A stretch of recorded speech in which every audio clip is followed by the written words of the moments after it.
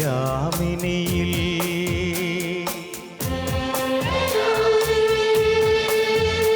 ഒഴുകും നിലാവലയിൽ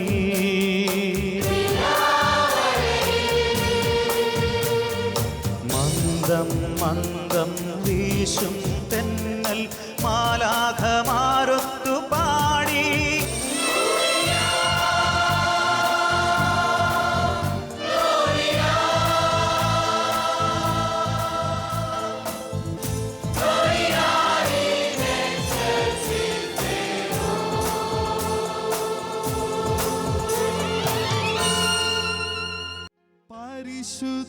പരിശുദ്ധാത്മാവേ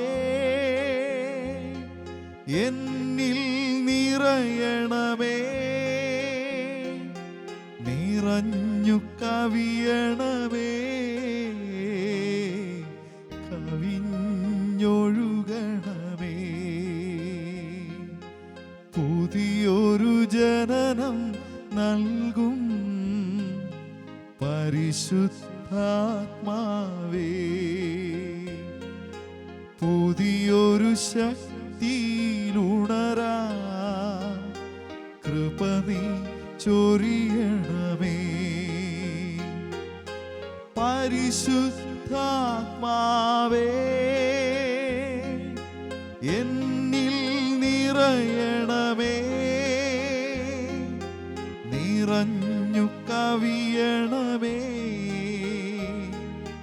കവിഞ്ഞൊഴുകണമേ.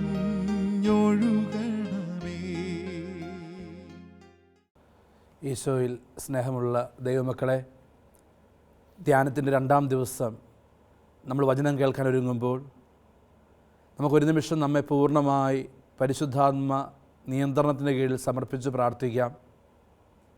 ഈശോയെ, ശാലോമിലൂടെ ക്രിസ്മസിനൊരുക്കമായ ഗ്ലോറിയ വചന ശുശ്രൂഷയിൽ പങ്കെടുക്കുന്ന എല്ലാ കുടുംബങ്ങളെയും വ്യക്തികളെയും സമർപ്പിക്കുന്നു.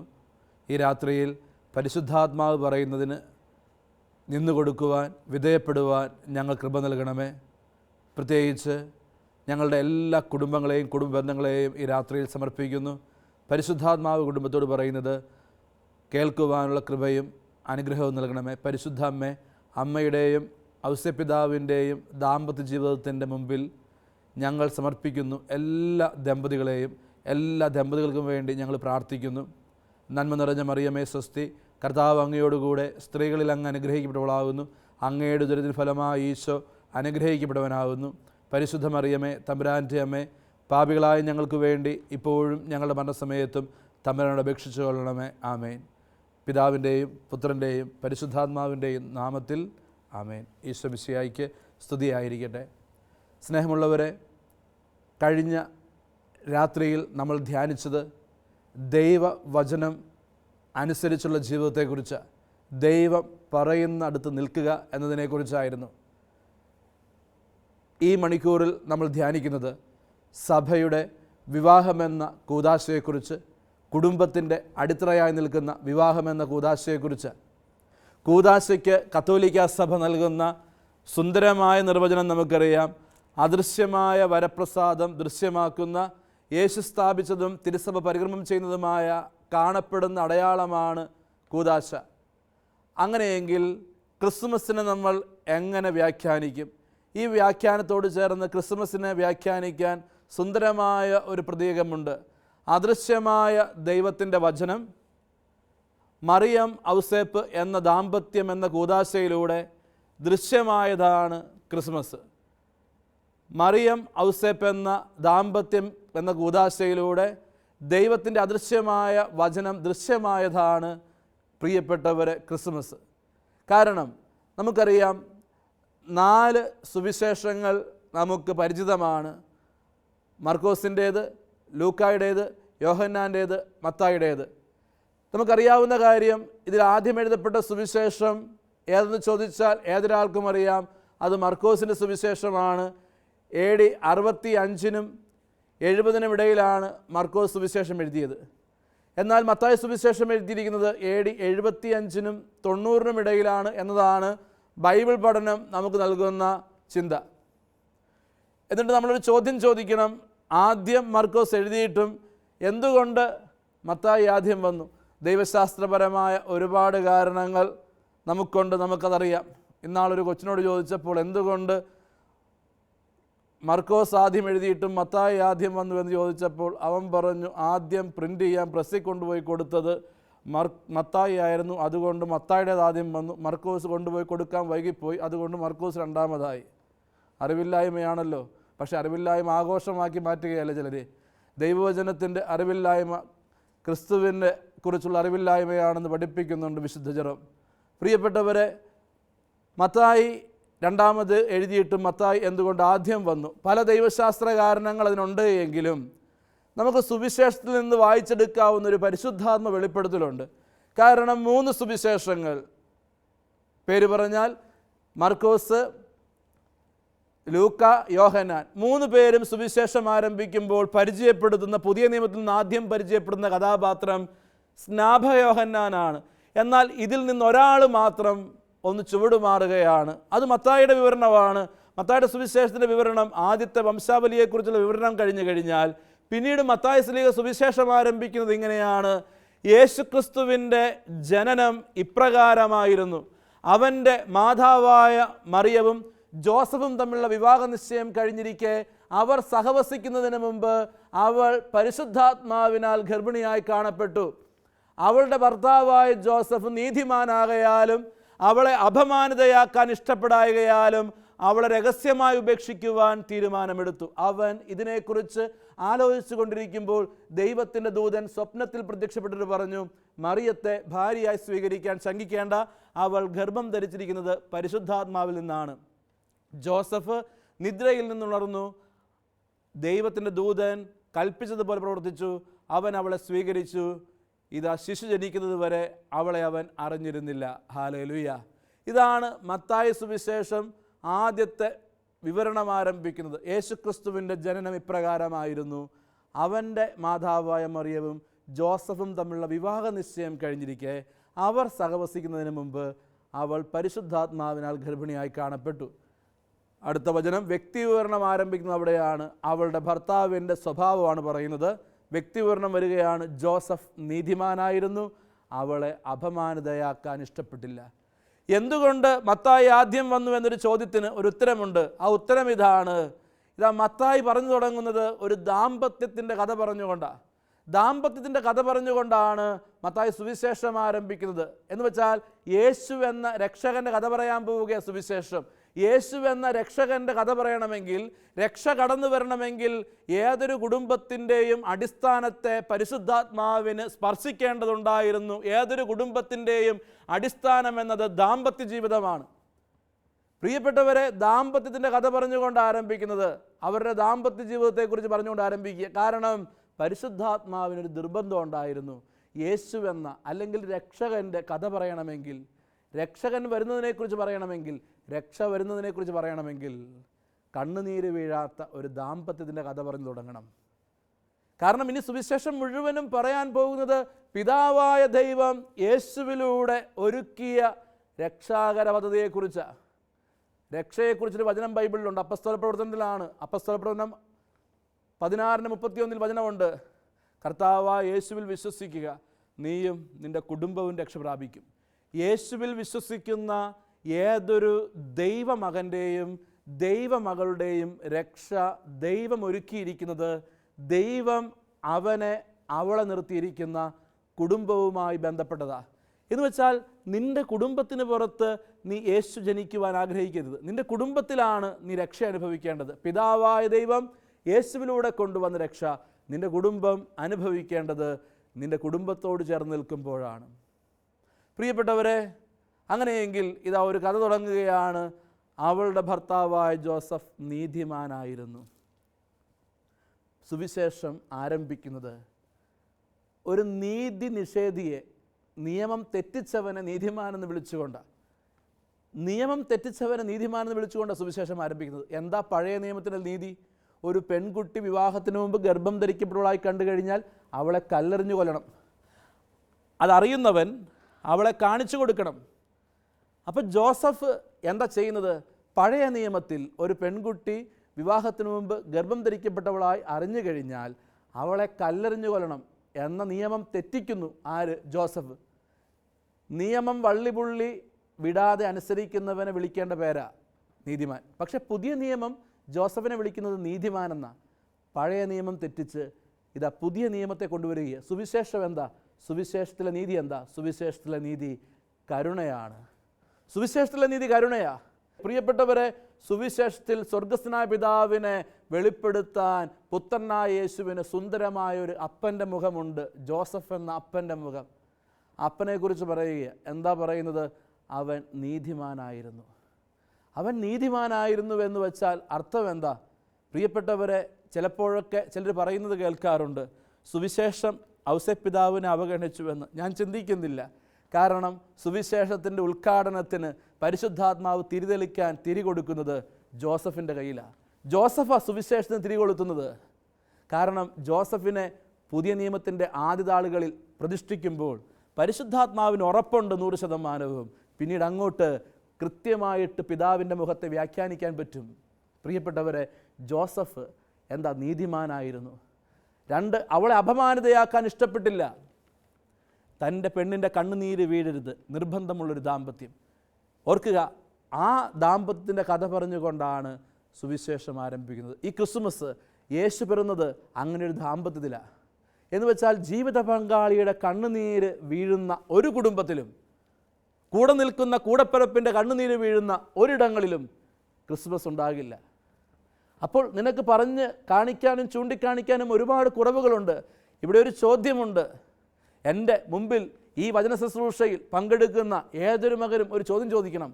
ഔസേപ്പിനെയും മാതാവിനെയും പോലെ കാർമേഘാന്തരീക്ഷത്തിൽ ദാമ്പത്യം ആരംഭിച്ച ഏത് കുടുംബം അവിടെ ഉള്ളത്? കാരണം ഔസേപ്പിൻ്റെ ജീവിതത്തിലേക്ക് മറിയം കയറി വരുമ്പോൾ ഒരു കൊച്ച്, അവൻ്റെതല്ലാത്തൊരു കൊച്ച് അവളുടെ ഉദരത്തിലുണ്ട്. സംശയത്തിൻ്റെ നിഴലുകൾ ആദ്യനാളുകളിൽ വീഴാവുന്നൊരു ദാമ്പത്യത്തെയാണ് ഇന്ന് ദൈവം എടുത്തുയർത്തുന്നതെങ്കിൽ, പ്രിയപ്പെട്ടവരെ, എത്ര കുറവുള്ള ജീവിത പങ്കാളിയാണെങ്കിലും ദൈവസ്വരത്തിന് വിധേയപ്പെട്ട് ചേർത്ത് പിടിക്കാൻ പഠിക്കുക. വചനം ഇത്രയോളം പറയുന്നു, ദാമ്പത്യത്തിൽ ജീവിത പങ്കാളിയുടെ കണ്ണുനീര് വീഴരുത് എന്ന നിർബന്ധം ഉണ്ടാവുക. എൻ്റെ കുടുംബത്തിൽ എൻ്റെ ജീവിത പങ്കാളിയുടെ കണ്ണുനീര് വീഴരുത്. എത്രയോ കുടുംബങ്ങളിൽ രക്ഷയടഞ്ഞു പോകുവാനുള്ള കാരണം ഇതാ.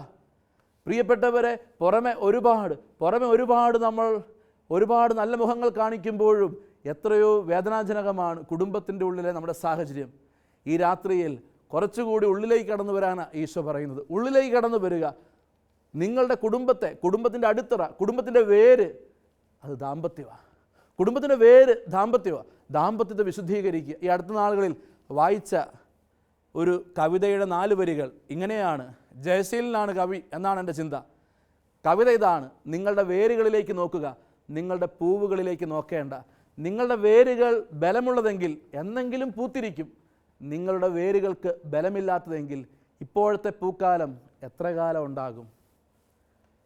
കുടുംബത്തിൻ്റെ തായ് വേര് ദാമ്പത്യമാണ്. വേര് നല്ലതാണെങ്കിൽ എന്നെങ്കിലും ആ കുടുംബത്തിൽ പൂക്കാലം ഉണ്ടാകും, എന്നെങ്കിലും ആ കുടുംബത്തിൽ ഫലമുണ്ടാകും.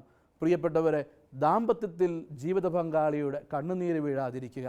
വലതുകരമുയർത്തി സ്വരമുയർത്തി ഹല്ലേലൂയ. ഈ നിമിഷം എല്ലാ ദാമ്പത്യ ജീവിതത്തെയും സമർപ്പിച്ച് പ്രാർത്ഥിക്കുക. പ്രിയപ്പെട്ടവരെ, ഈ അടുത്ത നാളുകളിൽ ഒരു രൂപതയുടെ കണക്ക് ശ്രദ്ധയിൽപ്പെടുത്തി. ഒരു മാസം വിവാഹമോചനത്തിന് വന്ന അപേക്ഷകളുടെ എണ്ണം 24. ഒന്ന് ചിന്തിച്ച് നോക്കുക. എന്താ ഇവിടെ പരാജയപ്പെടുന്നത്? ദൈവത്തിൻ്റെ പദ്ധതിയല്ലേ? ജീവിത പങ്കാളിയുടെ കണ്ണുനീര് വീഴുകയല്ലേ അനേകം കുടുംബങ്ങളിൽ? പ്രിയപ്പെട്ടവരെ, നമുക്ക് വേണ്ടത് എന്തുകൊണ്ട് ക്രിസ്മസ്, എന്തുകൊണ്ട് രക്ഷകൻ പിറക്കാതെ പോകുന്നു? ധ്യാനം, പ്രിയപ്പെട്ടവരെ, എന്നെ നയിക്കേണ്ടത് എൻ്റെ ജീവിതത്തിൻ്റെ വിശുദ്ധീകരണത്തിലേക്കാണ്. എത്ര നാളായി നമ്മൾ വചനം വായിക്കുന്നു, വചനം കേൾക്കുന്നു. ആബേലച്ചൻ പാടി വയ്ക്കുന്നത് പോലെ, നിൻകൽപ്പനകൾ വീണ്ടും വീണ്ടും വായിച്ചവയൻ ചിന്താവനിയിൽ വേരൂന്നി, ജീവിതമെന്നാൽ അവയോടൊന്നും ബന്ധമിടാതെ അതിൻ്റെ വഴിക്ക് മുന്നേറി.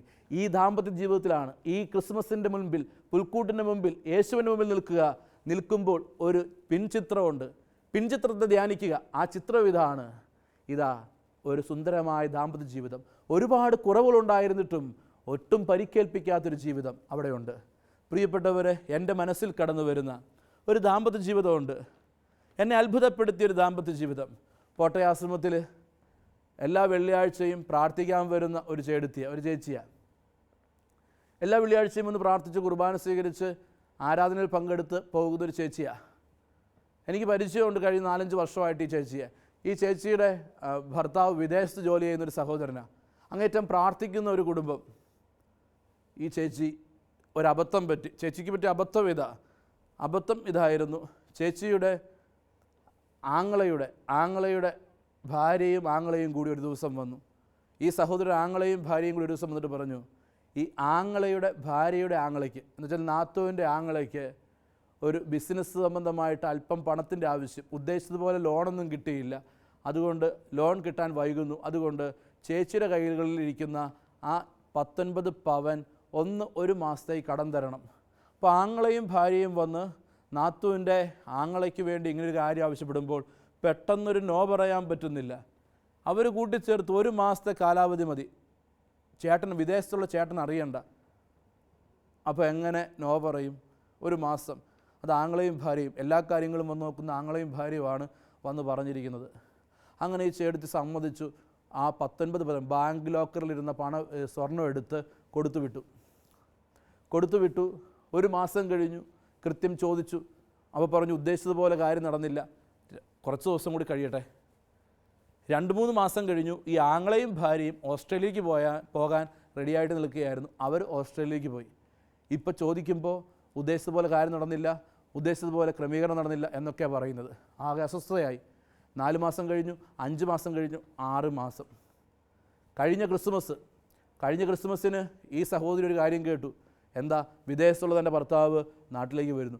ഈ സഹോദരിക്ക് ആദ്യമായി. കാരണം ഭർത്താവ് അറിഞ്ഞിട്ടില്ല. ഈ ഭർത്താവാണെങ്കിൽ അല്പം കാർക്കശ സ്വഭാവമുള്ള മനുഷ്യനാണ്. കാരണം ഈ സഹോദരി പറയുന്നത് 2000 രൂപയ്ക്ക് ഒരു സാരി മേടിക്കാൻ അനുവദിച്ചു, 2200 രൂപയ്ക്ക് വാങ്ങിച്ചപ്പോൾ തന്നെ ചീത്ത പറഞ്ഞു. അങ്ങനെ ഒരാൾ 19 പവൻ പോയെന്ന് കേട്ടാൽ എങ്ങനെ പ്രതികരിക്കും? ഇതാണ് ഈ സഹോദരൻ്റെ ദുഃഖം. ഈ സഹോദരൻ്റെ ദുഃഖം ഇതായി കഴിഞ്ഞപ്പോൾ ഈ സഹോദരി എന്നോട് പറഞ്ഞു, അച്ഛാ വലിയ പ്രശ്നത്തിലാണ്, 17-ാം തീയതി അദ്ദേഹം വരും. ഞാൻ പറഞ്ഞു പ്രാർത്ഥിക്കുക. 15-ാം തീയതിയാണ് ഈ സഹോദരി, കഴിഞ്ഞ ഡിസംബർ 15-ാം തീയതി ഈ സഹോദരി എന്നോട് ഈ കാര്യം പറയുന്നത്. അപ്പോൾ ഞാൻ പറഞ്ഞു പ്രാർത്ഥിക്കുക. ഈ സഹോദരൻ പ്രാർത്ഥിക്കുന്നുണ്ട് അച്ഛാ.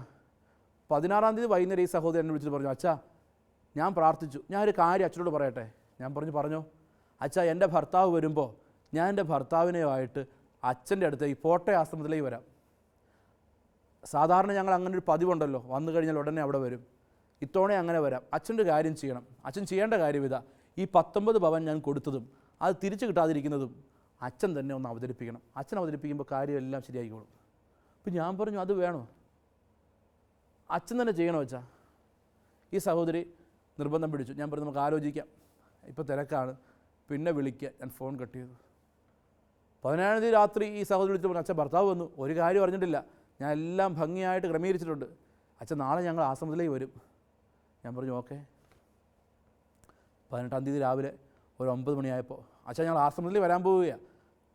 ഭർത്താവ് എല്ലാം റെഡിയായി ആശ്രമത്തിലേക്ക് വരാൻ വേണ്ടി നിൽക്കുക. അച്ഛാ നല്ല രീതിയിൽ കാര്യങ്ങൾ അവതരിപ്പിച്ചോണം. ഞാൻ പറഞ്ഞു നമുക്ക് ശ്രമിക്കാം. അച്ഛാ അച്ഛൻ കാര്യങ്ങൾ അവതരിപ്പിക്കുന്ന കാര്യത്തിൽ എന്തെങ്കിലും പാളിച്ച ഉണ്ടായാൽ അത് ഞങ്ങളുടെ ദാമ്പത്യത്തെ ബാധിച്ചാൽ അതിൻ്റെ സകല ഉത്തരവാദിയും അച്ഛനായിരിക്കും. അപ്പോൾ ഞാൻ ചോദിച്ചു അതെന്ത് പരിപാടിയാണ്? 19 പവൻ കൊടുത്തത് നിങ്ങൾ, അത് കിട്ടില്ല, ഇപ്പോൾ അതിൻ്റെ പ്രശ്നം ഞാൻ ഏറ്റെടുക്കണോ? അത് ഞങ്ങൾക്കറിയണ്ട, അച്ഛനാണ്. കാരണം ഞാൻ ആശ്രമത്തിൽ വന്ന് പ്രാർത്ഥിക്കുന്നൊരു ചേച്ചിയല്ലേ, അപ്പോൾ എൻ്റെ കാര്യത്തിൽ അച്ഛനൊരു ഉത്തരവാദിത്വമുണ്ട്. ഓ അങ്ങനെ ഇവർ വന്നു. ഇവർ കുർബാനയെ കഴിഞ്ഞു എന്നെ കാണാൻ വന്നു. അപ്പോൾ എന്നെ കാണാൻ വന്നപ്പോൾ ഈ ചേട്ടൻ, ഈ ഭർത്താവ് എൻ്റെ അടുത്ത് വന്നു. എൻ്റെ അച്ഛാ കഴിഞ്ഞ പ്രാവശ്യം പ്രാർത്ഥിച്ചിട്ട് പോയിട്ട് ഉദ്ദേശിച്ചതുപോലെ കാര്യം നടന്നു. പഴയ കമ്പനിയിൽ നിന്ന് മാറുക എന്നതായിരുന്നു എൻ്റെ ഏറ്റവും വലിയ ദുഃഖം. പക്ഷെ മാറിയപ്പോൾ പുതിയ കമ്പനിയിൽ ജോലി കിട്ടി. ഇപ്പോൾ ഒറ്റ മാറ്റം കൊണ്ട് 1 മാസം ഇപ്പോൾ 35,000 രൂപയാണ് ശമ്പളത്തിൽ വർധനവുണ്ടായിരിക്കുന്നത്. ഞാൻ പറഞ്ഞു ചേട്ടാ നന്ദി പറയണം, കാരണം ഇത്രയും വലിയ അനുഗ്രഹം കിട്ടിയതല്ലേ. 1 മാസം 10-35,000 രൂപ ശമ്പളത്തിൽ വർധനവുണ്ടായി, ദൈവത്തിന് നന്ദി പറയണം.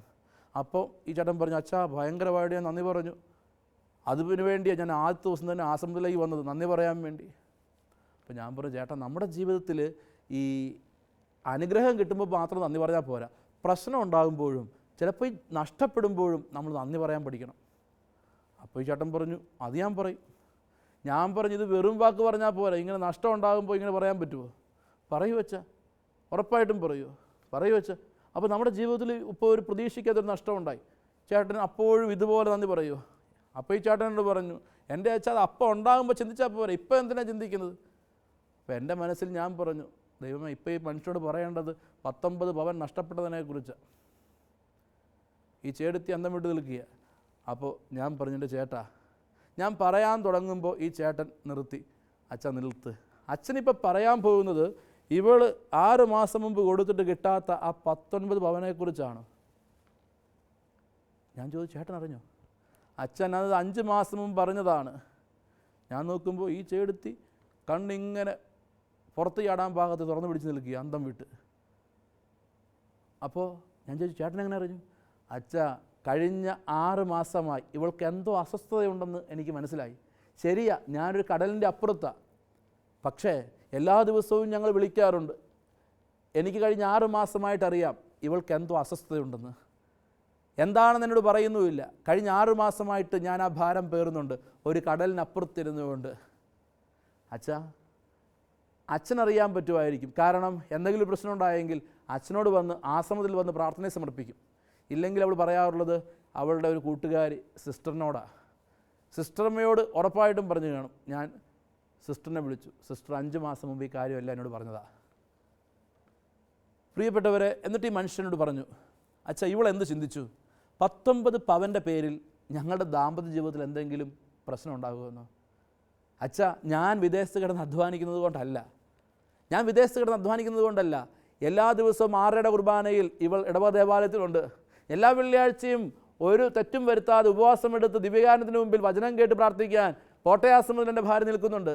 അച്ഛാ, എൻ്റെ ചില അധ്വാനങ്ങളോ പരിശ്രമങ്ങളോ അല്ല എൻ്റെ കുടുംബത്തിൻ്റെ ശക്തി, ഇവളാ.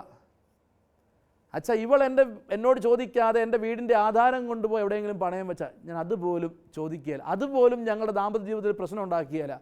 പ്രിയപ്പെട്ടവരെ, ഓർത്തു നോക്കുക, ഒരുപാട് കലഹങ്ങളും അസ്വസ്ഥതകളും കടന്നു വരാവുന്ന ഒരു മേഖലയെ എങ്ങനെ സ്വീകരിക്കുന്നു? ഈ വ്യക്തിക്ക് പറയേണ്ട പേരാണ് ഔസേപ്പ്. ഈ വ്യക്തിക്ക് പറയേണ്ട പേരാണ് ജോസഫ്. ജീവിത പങ്കാളിയുടെ കണ്ണുനീര് വീഴില്ല എന്ന നിർബന്ധം നമുക്ക് ഉണ്ടാകണം. ഈ നിർബന്ധം ഒരു കുടുംബത്തിൽ രക്ഷ തടസ്സപ്പെടുന്നുണ്ടെങ്കിൽ ഓർത്തുകൊള്ളുക. ഒരു കുടുംബത്തിൽ യേശു ജനിക്കാതെ പോകുന്നുണ്ടെങ്കിൽ ഓർത്തുകൊള്ളുക, ആ ദാമ്പത്യ ജീവിതത്തിൽ കണ്ണുനീര് വീഴുന്നുണ്ട്. ജീവിത പങ്കാളിയുടെ കണ്ണുനീര് വീഴുന്ന, ദാമ്പത്യ ജീവിതം ദൈവത്തിൻ്റെ പദ്ധതിയോട് ചേർന്ന് പോകാത്ത ഒരു ദാമ്പത്യ ജീവിതത്തിലും ദൈവത്തിന് പ്രവർത്തിക്കാൻ പറ്റില്ല.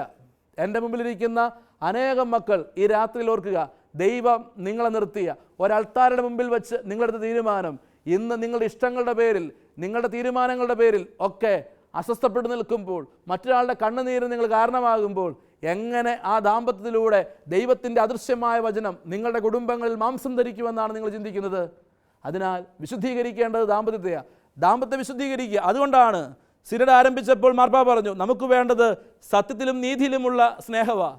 സത്യത്തിലും നീതിയിലുമുള്ള ദാമ്പത്യ സ്നേഹമാണ്. ഈ നീതി എന്താ? നീതി ഇതാണ്, കൂടെ നിൽക്കുന്നവൻ്റെ കുറവുകളെ ചേർത്ത് പിടിക്കുന്ന നീതി. ഇന്ന് നമ്മുടെ സമൂഹങ്ങളിലും സഭയിലും സംഭവിക്കുന്നത് എന്താ? കൂടെ നിൽക്കുന്നവരുടെ കണ്ണുനീര് വീഴുന്നു. കൂടെ നിൽക്കുന്നവരുടെ കണ്ണുനീര് വീഴുന്നതാണ് നമ്മുടെ ശുശ്രൂഷകൾ എങ്ങും രക്ഷാകരമാകാത്തതിന് കാരണം. എൻ്റെ സമൂഹത്തിലേക്ക് ദൈവം കൊണ്ടുവന്ന ഒരു സമർപ്പിത, എൻ്റെ സമൂഹത്തിലേക്ക് ദൈവം കൊണ്ടുവന്ന ഒരു വ്യക്തി, ആ വ്യക്തിയുടെ കണ്ണുനീര് ഞാൻ കാരണം വീണാൽ, പ്രിയപ്പെട്ടവരെ, അതിൽ പരം ദൈവം വേദനിക്കുന്നത് എവിടെയാണ്? സാധാരണ ദൈവവിളിയെക്കുറിച്ചൊക്കെ പറയുമ്പോൾ ചിലർ പറയും, ദൈവം ഇഷ്ടപ്പെട്ട് വിളിച്ചു. ദൈവം ഇഷ്ടപ്പെട്ട് നിന്നെ വിളിച്ചു എന്ന് മാത്രമല്ല, നിന്നെ കൂടെ നിൽക്കുന്നവനെയും ദൈവം ഇഷ്ടപ്പെട്ടിട്ടുണ്ട്. നിൻ്റെ കൂടെ നിൽക്കുന്നവനെയും ദൈവം ഇഷ്ടപ്പെട്ടിട്ടുണ്ട്. നിന്നെ ഇഷ്ടപ്പെട്ടതുപോലെ തന്നെ നിൻ്റെ കൂടെ നിൽക്കുന്നവനും ദൈവത്തിന് പ്രിയപ്പെട്ടതാണ്. നമ്മൾ പഠിക്കുക, ദാമ്പത്യം എന്ന കൂദാശയെ ഈശോയോട് ചേർത്ത് നിർത്തുക. അവിടെ ഏറ്റവും നല്ല ഒരു മാതൃക മറ്റാരുമല്ല, ഔസേപ്പും മറിയവും. ഇതാ അവർ ദൈവത്തിൻ്റെ മുമ്പിൽ നീതിയും കരുണയുള്ളവരായിരുന്നു. അതാണ് വചനം നമ്മെ ഓർമ്മിപ്പിക്കുന്നത്. ഹല്ലേലൂയ. അപ്പോൾ ദാമ്പത്യം എന്നത് ഒരു തലമുറയ്ക്കപ്പുറത്തേക്ക് ദൈവം ഒരു കുടുംബത്തെ തൊടുന്ന കൂദാശയാണ്. അതിനൊരു കൂദാശയുടെ പവിത്രതയുണ്ട്. അതിലാണ് മാംസം ധരിക്കേണ്ടത് വചനം.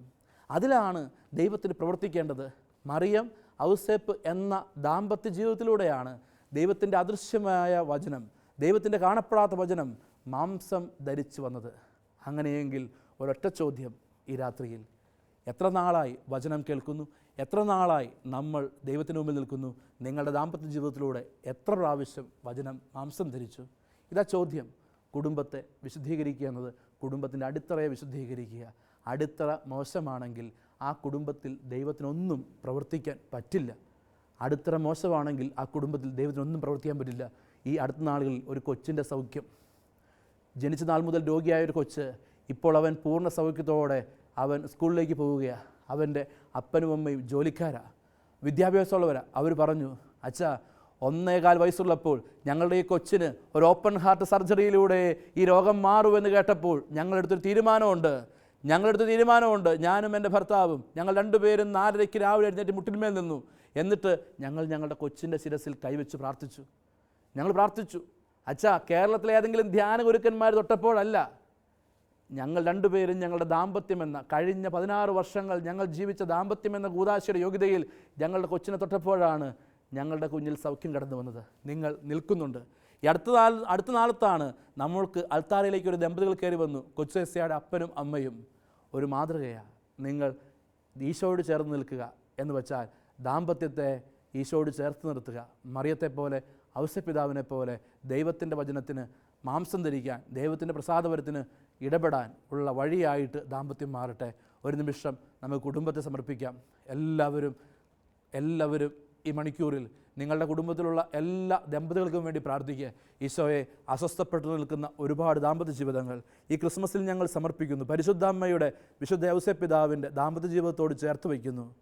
ഈശോയെ തൊട്ട് വിശുദ്ധീകരിക്കണമേ. അടുത്ത മണിക്കൂറിലെ ആരാധനയിൽ ഞങ്ങളുടെ കുടുംബത്തെ ചേർത്ത് വെച്ച് പ്രാർത്ഥിക്കുന്നു. ദൈവമേ, അത്ഭുതകരമായ ഇടപെടൽ കുടുംബത്തിൽ കടന്നു വരട്ടെ. അസ്വസ്ഥപ്പെട്ട് നിൽക്കുന്ന, കണ്ണുനീര് വീണ് നിൽക്കുന്ന എല്ലാ ദാമ്പത്യ ജീവിതത്തിൻ്റെ മേലും ദൈവമേ, വചനത്തിൻ്റെ സ്പർശനം, പരിശുദ്ധാത്മാവിൻ്റെ അത്ഭുതകരമായ ഇടപെടൽ ഈ മണിക്കൂറിൽ നൽകി അനുഗ്രഹിക്കണേ. പരിശുദ്ധാമ്മ ഔസേപ്പിതാവേ, നിങ്ങളുടെ ദാമ്പത്യ ജീവിതത്തോട് ചേർത്ത് എല്ലാ ദമ്പതികളെയും ഞങ്ങൾ സമർപ്പിക്കുന്നു. പ്രാർത്ഥിക്കണേ. പിതാവിൻ്റെയും പുത്രൻ്റെയും പരിശുദ്ധാത്മാവിൻ്റെയും നാമത്തിൽ ആമേൻ. ഈശോയിൽ സ്നേഹമുള്ള ദൈവമക്കളെ, കഴിഞ്ഞ മണിക്കൂറിൽ നമ്മൾ ധ്യാനിച്ച വചനം ഇതായിരുന്നു. ദാമ്പത്യമെന്ന കൂദാശയുടെ മേലാണ് ദൈവത്തിൻ്റെ വചനം അവതരിച്ചതും ദൈവത്തിൻ്റെ വചനം ക്രിസ്മസായി മാറിയതും. ഈ മണിക്കൂറിൽ നമ്മുടെ കുടുംബത്തെ സമർപ്പിച്ച് പ്രാർത്ഥിക്കാം.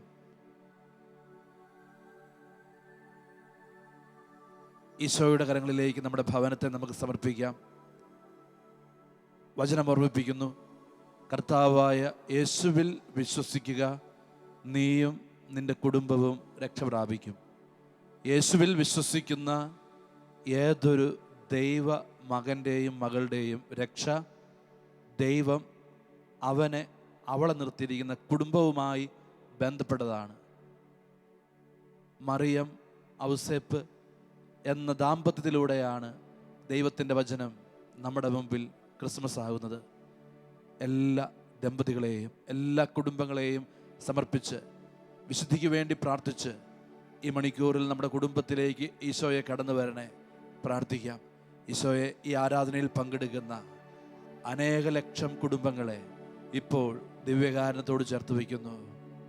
കർത്താവെ, വചനം ഓർമ്മിപ്പിക്കുന്നു, കർത്താവ് ഭവനം പണിയുന്നില്ലെങ്കിൽ പണിക്കാരുടെ അധ്വാനം വ്യർത്ഥമാണ്. ഈശോയെ, കടന്നു വരണേ ഞങ്ങളുടെ ഭവനത്തിലേക്ക്. കരങ്ങളെ കൂപ്പി ആരാധന ഗീതത്തോട് ചേർന്ന് നമ്മുടെ കുടുംബത്തിലേക്ക്, നമ്മുടെ കുടുംബത്തിലെ സകല ബന്ധങ്ങളിലേക്കും ഈശോയെ നമുക്ക് കൊണ്ടുവരാം. ചേർന്ന് പാടി നമുക്ക് പ്രാർത്ഥിക്കാം.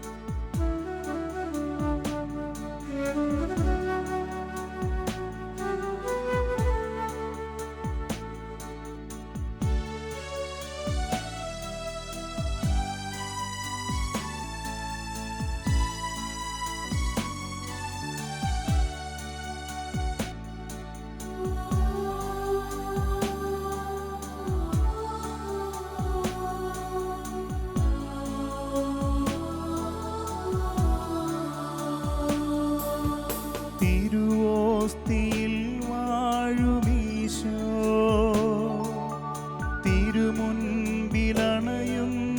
ഞങ്ങൾ. ഉരുകുന്ന ഹൃദയത്തിൻ നൊമ്പരങ്ങൾ കരതാരിലേകുന്നു ഞങ്ങൾ.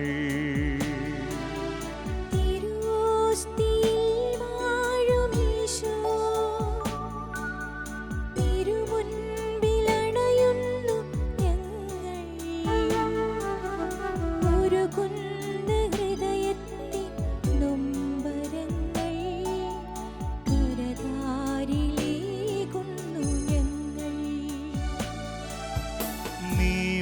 വന്നു ശാന്തിയേകൂ,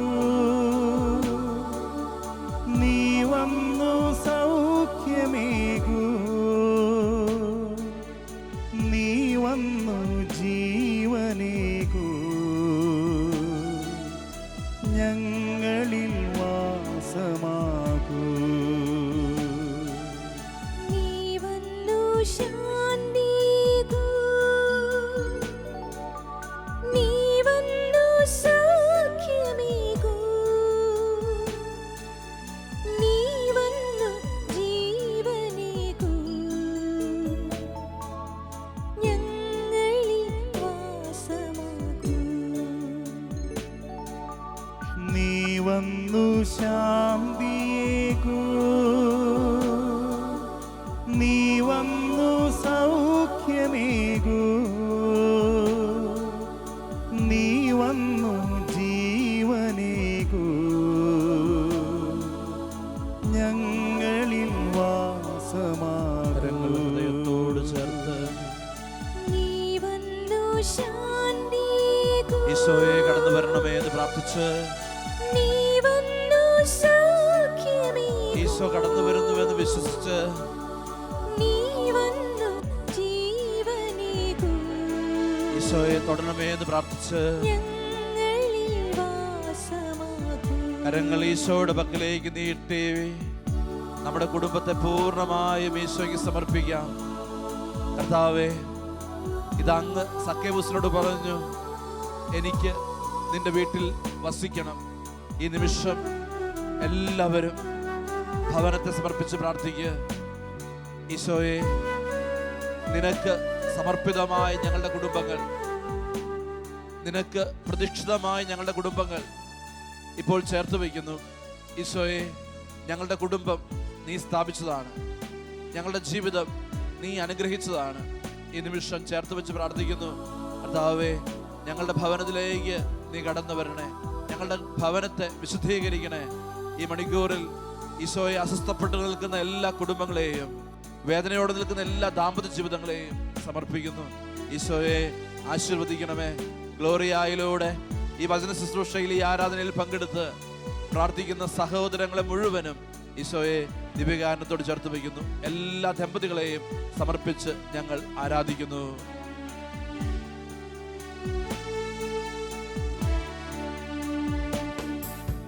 ദുരിതങ്ങളേറിടുമ്പോ,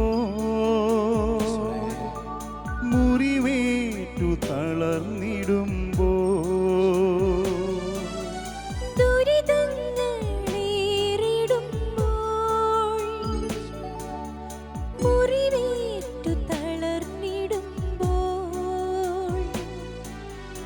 മാനസം കേണിടുമ്പോൾ, നാഥ താങ്ങി തലോടണമേ.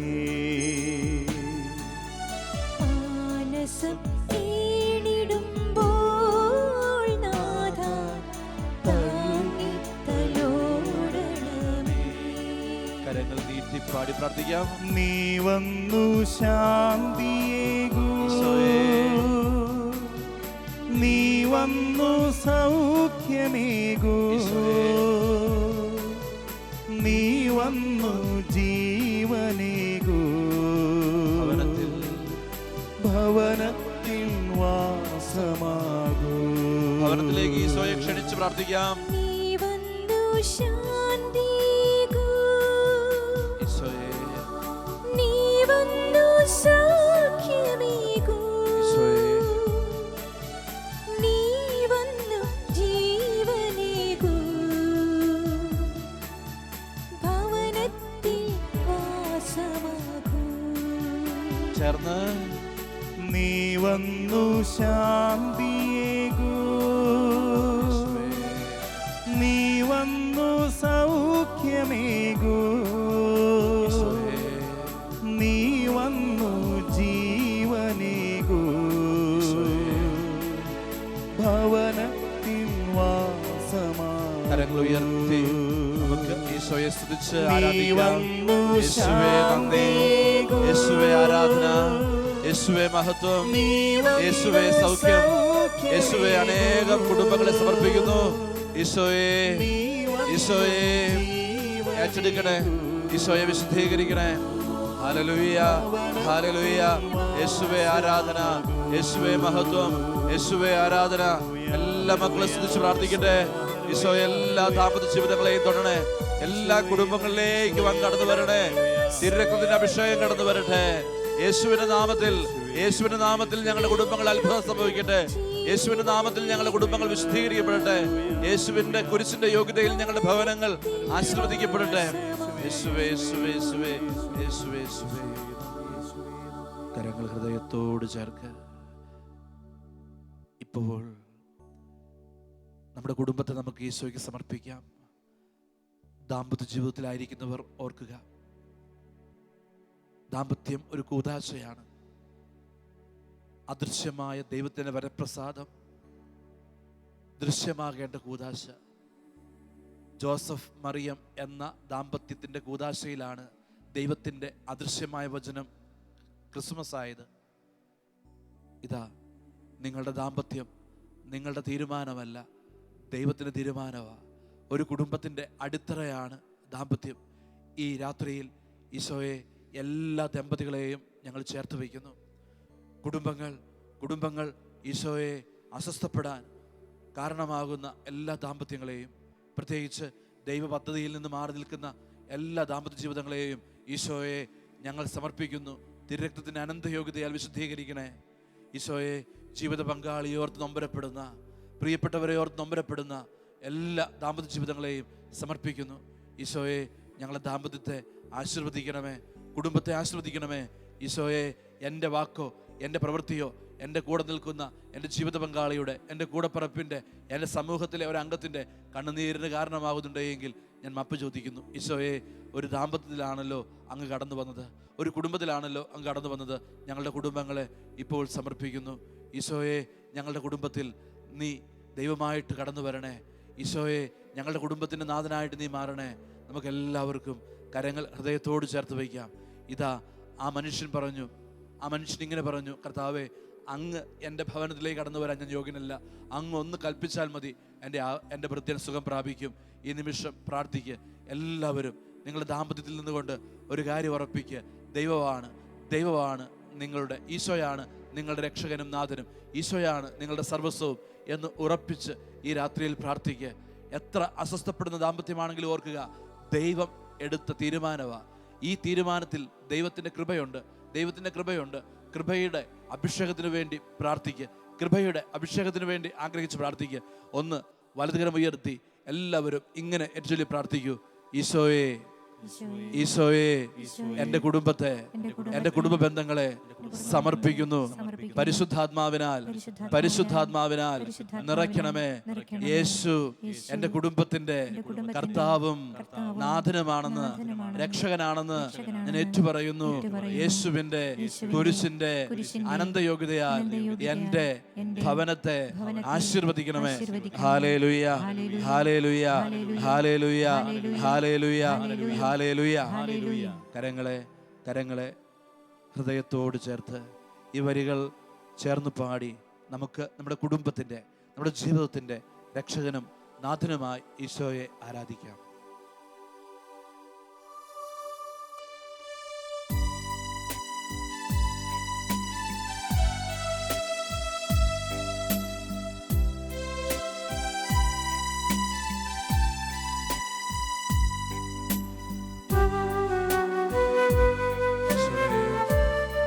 കുടുംബത്തിൻ്റെ, എൻ്റെ ജീവിതത്തിൻ്റെ രക്ഷകനും നാഥനുമായി ഞാൻ നിന്നെ സമർപ്പിക്കുന്നു. നിന്റെ കൈകളിലേക്ക് എൻ്റെ ജീവിതത്തെ, എൻ്റെ കുടുംബത്തെ സമർപ്പിക്കുന്നു.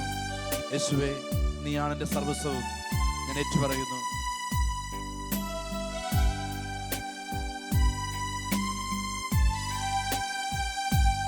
യേശു കർത്താവാണെന്നും യേശു ദൈവമാണെന്നും ഞാൻ വിശ്വസിക്കുന്നു, ഞാൻ പ്രഖ്യാപിക്കുന്നു. യേശു കർത്താവാണെന്നും യേശു ദൈവമാണെന്നും ഞാൻ വിശ്വസിക്കുന്നു, ഞാൻ പ്രഖ്യാപിക്കുന്നു. യേശുവേ ചേർത്ത് പ്രാർത്ഥിക്കുക. രക്ഷക കർത്താവേ നാഥനേ യേശുവേ രക്ഷക കർത്താവേ നാഥനേ യേശുവേ രക്ഷക എല്ലാവരും ചേർന്ന് പ്രാർത്ഥിക്കട്ടെ. കർത്താവേ എല്ലാവരും ചേർന്ന് ഈശോയെ വിളിക്കട്ടെ. നാഥനേ യേശുവേ രക്ഷക കർത്താവേ നാഥനേ കരങ്ങൾ ഹൃദയത്തോട് ചേർത്ത് ഈശോയെ, അങ്ങാണ് എൻ്റെ അധിപതി, അങ്ങാണ് എൻ്റെ ഉടയവൻ. ഞാൻ വിശ്വസിക്കുന്നു, ഞാൻ പ്രാർത്ഥിക്കുന്നു.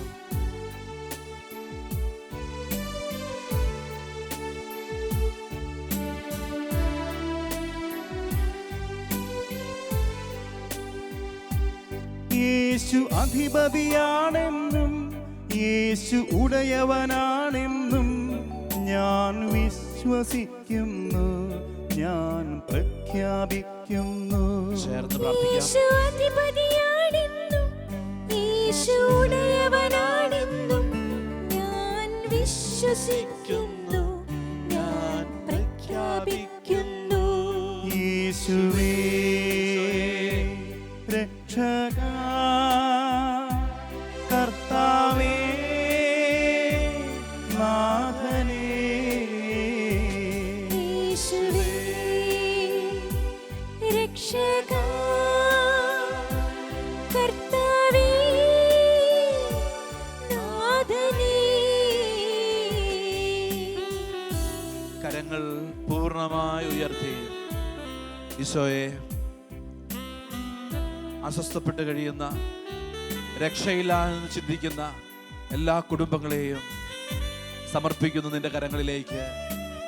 ഈശോയെ, നീ യോജിപ്പിച്ച ബന്ധത്തിൽ അസ്വസ്ഥതയിൽ കഴിയുന്ന എല്ലാ ദാമ്പത്യങ്ങളെയും ഇപ്പോൾ നിന്റെ കൈകളിലേക്ക് ഏൽപ്പിക്കുന്നു.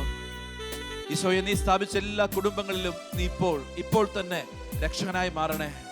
നീ രക്ഷകനായി മാറുന്ന അനുഭവത്തിലേക്ക് എല്ലാ കുടുംബങ്ങളും, എല്ലാ ദാമ്പത്യ ജീവിതവും, രക്ഷയില്ല എന്ന് ചിന്തിക്കുന്ന ഓരോ മകനും മകളും ഇപ്പോൾ നിന്നിൽ രക്ഷ കണ്ടെത്തുന്ന നിമിഷം ഈശോയെ നൽകി അനുഗ്രഹിക്കണേ.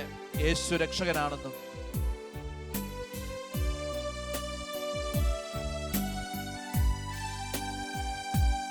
യേശു രക്ഷകനാണെന്നും യേശു മോചകനാണെന്നും ഞാൻ വിശ്വസിക്കുന്നു, ഞാൻ പ്രഖ്യാപിക്കുന്നു. യേശു രക്ഷകനാണെന്നും യേശു മോചകനാണെന്നും ഞാൻ വിശ്വസിക്കുന്നു, ഞാൻ പ്രഖ്യാപിക്കുന്നു. യേശുവേ കരങ്ങൾ ഉയർത്തി വിളിച്ചേ. രക്ഷക ഈശോയേ, കർത്താവേ നാഥനേ ഈശോയെ, ആരാധനയിൽ എല്ലാ മക്കളെയും തുറന്നേ. യേശുവേ ഈശോയെ, കടന്നു വന്ന് ആശ്രദിക്കണേ. രക്ഷക ഈശോയെ, ഏറ്റെടുക്കണേ. ഈശോയെ, ഈശോയെ, നാഥനേ സ്വരമുയർത്തി സ്തുതിച്ച് പ്രാർത്ഥിക്കട്ടെ. സ്വരമുയർത്തി സ്തുതിച്ച് പ്രാർത്ഥിക്കട്ടെ. യേശുവേ നന്ദി. Hallelujah, hallelujah. എല്ലാ മക്കളും അതിരം തുറന്ന് സ്തുതിച്ച് പ്രാർത്ഥിച്ചു. യേശുവേ തൊടണേ. യേശുവേ സമർപ്പിക്കുന്നു. യേശുവേ, വിവാഹമോചനത്തെ കുറിച്ച് ചിന്തിക്കുന്ന എല്ലാ ദാമ്പത്യ ജീവിതത്തെയും ദിവ്യകാരുണ്യ ഈശോയെ സമർപ്പിക്കുന്നു. മക്കളെ ഓർത്ത് വേദനിക്കുന്ന എല്ലാ മാതാപിതാക്കളെയും ഈശോയെ സമർപ്പിക്കുന്നു. ജീവിത പങ്കാളിയെ ഓർത്ത് ഈ രാത്രിയിൽ കണ്ണുനീരൊഴുക്കുന്ന എല്ലാ സഹോദരങ്ങളെയും ഈശോയെ സമർപ്പിക്കുന്നു. കുടുംബത്തിലേക്ക് അങ്ങ് കടന്നു വരണേ. ഈശോയെ, ഇപ്പോൾ തന്നെ ഞങ്ങളുടെ കുടുംബങ്ങൾക്ക് വേണ്ടി അങ്ങ് പ്രവർത്തിക്കണേ. ഞങ്ങൾ എല്ലാവരും പ്രാർത്ഥിക്കുന്നു. അഭിഷേകത്തിന്റെ ശക്തി, അഭിഷേകത്തിന്റെ കൃപ ഈശോ എല്ലാ കുടുംബങ്ങളിലും ഇപ്പോൾ കടന്നു വരട്ടെ. യേശുവേ, യേശുവേ, ഹല്ലേലൂയ. യേശുവിന്റെ നാമത്തിൽ പ്രാർത്ഥിക്കുന്നു. യേശുവിന്റെ നാമത്തിൽ പ്രാർത്ഥിക്കുന്നു. ഈശോയുടെ കുരിശിന്റെ അനന്തയോഗ്യതയിൽ പ്രാർത്ഥിക്കുന്നു. ഈശോയുടെ തിരുരക്തത്തിന്റെ അനന്തയോഗ്യതയിൽ പ്രാർത്ഥിക്കുന്നു. ഇപ്പോൾ തന്നെ എല്ലാ കുടുംബങ്ങളെയും ഈശോയെ വിശുദ്ധീകരിക്കണമേ. തിരുരക്തം ഒഴുകട്ടെ. തിരുരക്തത്തിന്റെ അഭിഷേകം കടന്നു വരട്ടെ. യേശുവിന്റെ നാമത്തിൽ ഞങ്ങൾ പ്രാർത്ഥിക്കുന്നു. Hallelujah, hallelujah, hallelujah, hallelujah, hallelujah, hallelujah. കരങ്ങളെ ഹൃദയത്തോട് ചേർക്കുക. നിങ്ങളുടെ ദാമ്പത്യം, നിങ്ങളുടെ കുടുംബം നിങ്ങൾ എടുത്ത തീരുമാനമല്ല. ജോസഫിനെ കുറിച്ച് വചനം പറയുന്നുണ്ടല്ലോ, അവൻ നീതിമാനായിരുന്നു, അവൻ അവളെ അപമാനിതയാക്കാൻ ഇഷ്ടപ്പെട്ടില്ല.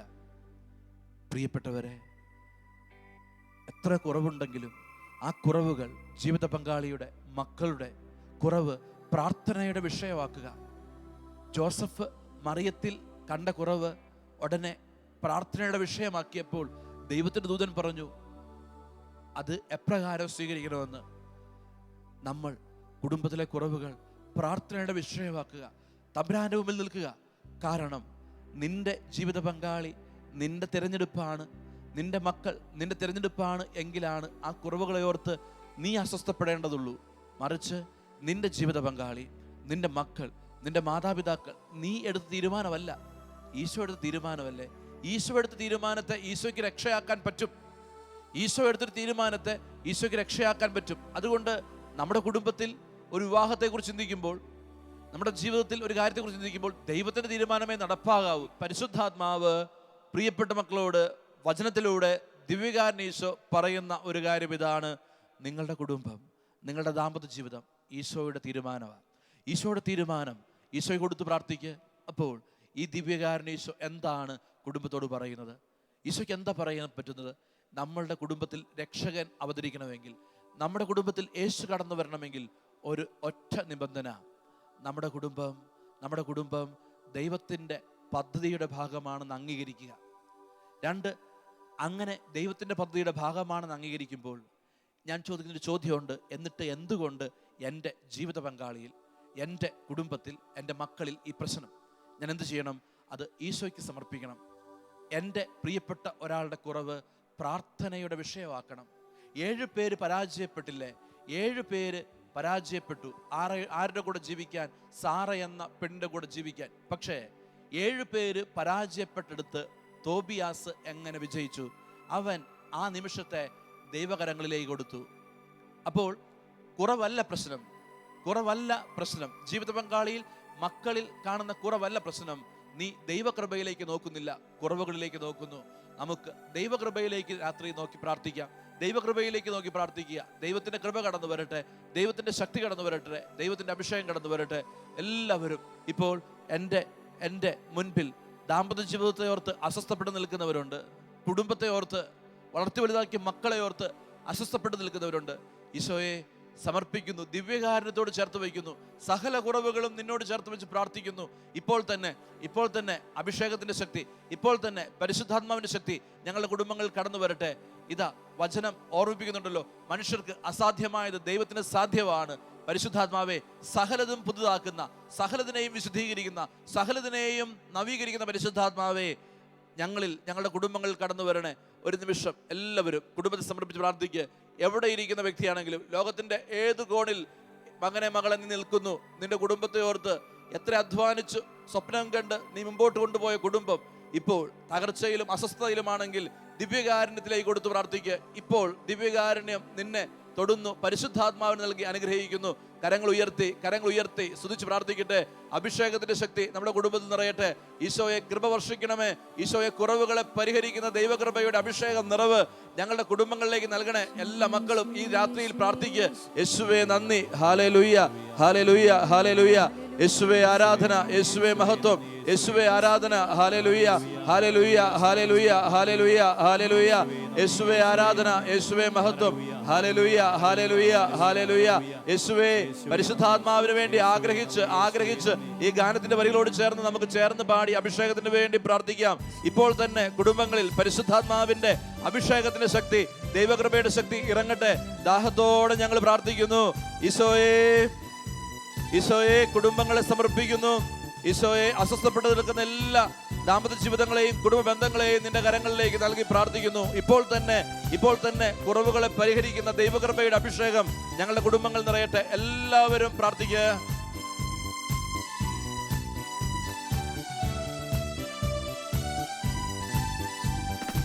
ആത്മാവിൻ തീനാളങ്ങൾ മഴയായി പെയ്യട്ടെ. ആത്മാവിൻ തീനാളങ്ങൾ മഴയായി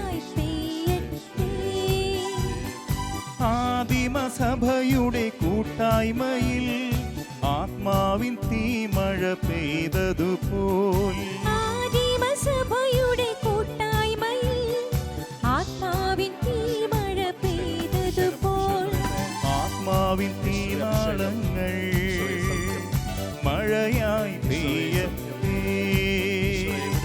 ആത്മാവിൻ തീനാളങ്ങൾ ഉയർത്തി പ്രാർത്ഥിക്കുക. മഴയായി ഇപ്പോൾ തന്നെ ഈശോ അഭിഷേകം നൽകുന്നു. ഈശോ വിടുതൽ നൽകുന്നു.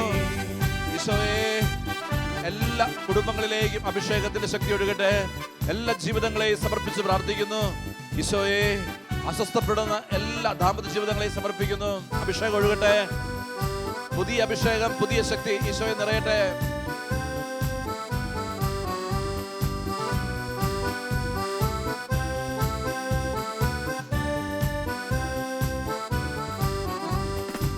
ആത്മാവിൽ ആരാധിക്കും നിന്ദാസരിൽ ആത്മാവിൽ പ്രാർത്ഥിക്കും കൂട്ടായ്മയിൽ ആത്മാവിൽ ആരാധിക്കും നിന്ദാസരിൽ ആത്മാവിൽ പ്രാർത്ഥിക്കും കൂട്ടായ്മയിൽ ഈശോയെ, അഭിഷേകം. ആത്മാവിൻ തീനാളങ്ങൾ മഴയായി പെയ്യട്ടെ. ആത്മാവിൻ തീനാളങ്ങൾ മഴയായി പെയ്യട്ടെ. ഈശോയെ, പ്രാർത്ഥിക്കുന്നു. ഈശോയെ, സൗഖ്യത്തിന്റെ ഇടപെടൽ കടന്നു വരട്ടെ. എല്ലാ കുടുംബങ്ങളെയും എല്ലാ ജീവിതങ്ങളെയും സമർപ്പിക്കുന്നു. ഈശോയെ, അഭിഷേകം ചെയ്യണേ.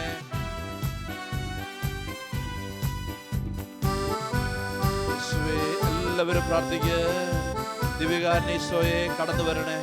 ദിവ്യകാരുണ്യ ഈശോയെ, ഞങ്ങളുടെ കുടുംബങ്ങളെ പുതുതാക്കി മാറ്റണേ. സ്വർഗീയ ശക്തിയുടെ അഭിഷേകം നൽകണേ. പ്രാർത്ഥിക്കുന്നു. ദാമ്പത്യം എന്ന കൂദാശയെ വിശുദ്ധീകരിക്കണേ പരിശുദ്ധാത്മാവേ. ദാഹിച്ചു പ്രാർത്ഥിക്കും നിന്ദാസരിൽ നാഥനെ വാഴ്ത്തുമി കൂട്ടായ്മയിൽ.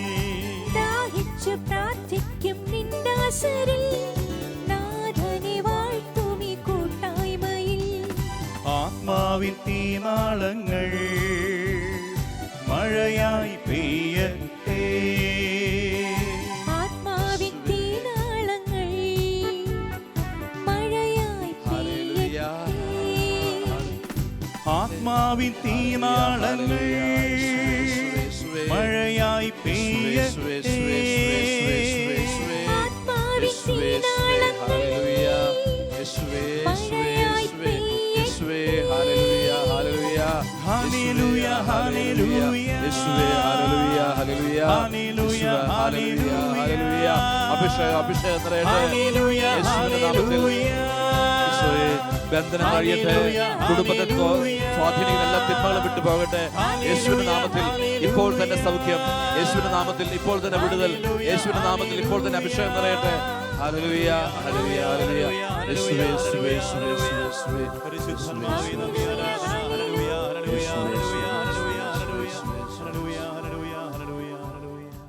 ഈശോയെ, ദിവ്യകാരുണ്യത്തിലേക്ക് ഇന്ന് വചനം കേട്ട്, ഇന്ന് ഗ്ലോറിയായിലൂടെ വചനം കേട്ട് ഈ ആരാധനയിൽ പങ്കെടുക്കുന്ന സകല മക്കളെയും സമർപ്പിക്കുന്നു.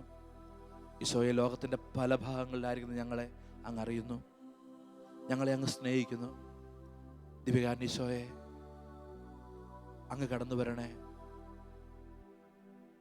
ജോസഫിനെ പോലെ, മറിയത്തെ പോലെ ഈശോയെ, ഞങ്ങളുടെ ദാമ്പത്യ ജീവിതങ്ങളെ വിശുദ്ധീകരിക്കണേ. ഈശോയെ, എല്ലാ ദാമ്പത്യ ജീവിതങ്ങളെയും ജോസഫിൻ്റെയും മറിയത്തിൻ്റെയും ദാമ്പത്യ ജീവിതത്തോട് ചേർത്ത് വയ്ക്കുന്നു ഞങ്ങൾ. ഈശോയെ, കുറവുകളെ പരിഹരിക്കുന്ന കൃപയുടെ അഭിഷേകം ഞങ്ങൾക്ക് നൽകണേ. സമർപ്പിക്കുക. ഇപ്പോൾ ജീവിത പങ്കാളിയോർത്ത് വേദനിക്കുന്ന എല്ലാവരും ആ ജീവിത പങ്കാളിയോർത്ത് നന്ദി പറഞ്ഞ് പ്രാർത്ഥിച്ചേ. മക്കളെ ഓർത്ത് വേദനിക്കുന്ന മക്കളെ ഓർത്ത് നന്ദി പറഞ്ഞേ. ഞാൻ മൂലം വേദനിക്കപ്പെട്ടവരെ സമർപ്പിച്ചെന്ന് പ്രാർത്ഥിച്ചേ. ഞാൻ മൂലം അസ്വസ്ഥപ്പെടുന്ന എൻ്റെ കുടുംബത്തെ സമർപ്പിച്ചെന്ന് പ്രാർത്ഥിച്ചേ. ദൈവം എനിക്ക് നൽകിയൊരു കുടുംബം, ദൈവം എനിക്ക് നൽകിയൊരു ജീവിത പങ്കാളി, ദൈവം എനിക്ക് നൽകിയ മക്കൾ, ഈശോയെ നന്ദി പറയുന്നു. നന്ദി പറഞ്ഞ് പ്രാർത്ഥിക്കുക. ഈശോ ഇപ്പോൾ നമ്മെ ആശീർവദിക്കുമ്പോൾ വിശ്വസിക്കുക. ഇതാ ഈശോ നിന്റെ ജീവിതത്തിൽ കൃപയുടെ അഭിഷേകം തരുന്നുണ്ട്. ഈശോയും ആഗ്രഹിക്കുന്നുണ്ട്, ദൈവം ആഗ്രഹിക്കുന്നുണ്ട് നിങ്ങളുടെ ദാമ്പത്യ ജീവിതത്തിലൂടെയും ഒരു രക്ഷകൻ പിറക്കാൻ, യേശു ജനിക്കാൻ, നമ്മുടെ കുടുംബത്തിലും യേശു ജനിക്കുന്ന അനുഭവം ഉണ്ടാകാൻ ആഗ്രഹിച്ച് പ്രാർത്ഥിക്കാം. കരങ്ങൾ കൂപ്പാം. ഈശോയുടെ ആശീർവാദം സ്വീകരിക്കുമ്പോൾ ഈ ധ്യാനത്തിൽ പങ്കെടുക്കുന്ന, നാളത്തെ ശുശ്രൂഷയിൽ പങ്കെടുക്കേണ്ട എല്ലാവരെയും സമർപ്പിക്കാം. നമുക്ക് ഈശോയുടെ ആശീർവാദത്തിന് വേണ്ടി ഒരുങ്ങാം. പരിശുദ്ധ ശരീരത്താലും വിലയേറിയ രക്തത്താലും പാപത്തിൻ കറകളിൽ നിന്നും മർത്യനു നീ മോചനമേകി. സകലേശ ദിവ്യ കടാക്ഷം തൂഗണമേ വത്സലസുതരിൽ. നിർമ്മലരായി ജീവിച്ചിടുവാൻ ചിന്തണമേ ദിവ്യവരങ്ങൾ.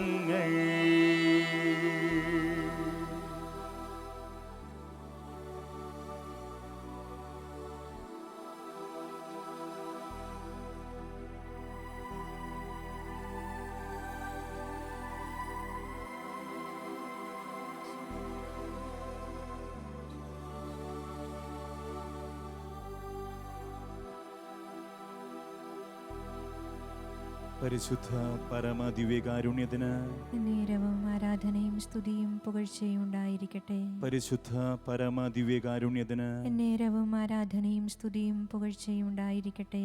പരിശുദ്ധ പരമദിവ്യകാരുണ്യത്തിന് നേരവും ആരാധനയും സ്തുതിയും പുകഴ്ചയും ഉണ്ടായിരിക്കട്ടെ. Gloria Gloria Gloria